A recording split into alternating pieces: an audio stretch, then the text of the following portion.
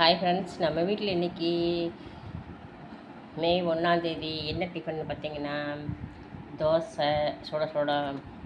எனக்கு தக்காளி சட்னி இருக்குது. தக்காளி சட்னி அவ்வளோ பிடிக்காது.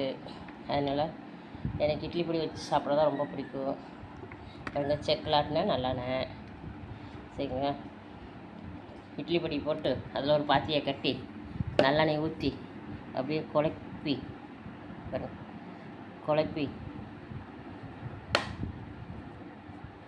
இட்லி இந்த தோசைக்கு சரிங்களா. இன்னும் கொஞ்சம் சேர்த்து ஊற்றிக்கலாம்.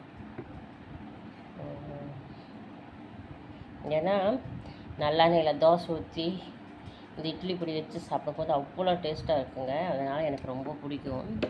அதனால் தேங்காய் சட்னினா லைக் பண்ணுவேன். தக்காளி சட்னி தனியாக இருந்ததுன்னா நான் சாப்பிட மாட்டேங்க. அவங்க சாப்பிட்டுன்னு விட்டுட்டுன்னு நேக்கா ஒரு 2 தோசை எடுத்துங்க. 2 தோசை ஏன் 1 2 2 தோசை எடுத்துகிட்டு வந்து இட்லி பொடி வச்சுக்குவேன். பாருங்கள் ஃப்ரெண்ட்ஸ், இன்றைக்கி நல்லெண்ணெயும் இட்லி பொடி தோசை. அப்புறம் பார்த்திங்கன்னா பழைய சாப்பாடு இருந்தது. அதை பார்த்திங்கன்னா தயிர் ஊற்றி கரைச்சி வச்சுருக்கேன்.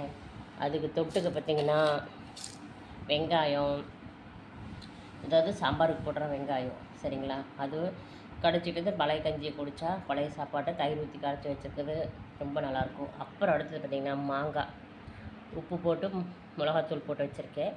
இந்த மிளகாத்தூள் பார்த்திங்கன்னா நம்ம வீட்டு செடியில் அந்த சின்ன சின்னதாக குட்டி குட்டியாக இருக்கும் பார்த்திங்களா மிளகா, அந்த மிளகாவில் அரைச்சா மிளகாத்தூள். அது நல்லா சிகப்பல்லுன்னு நினைக்காதீங்க, காரம் பயங்கரமாக இருக்கும்.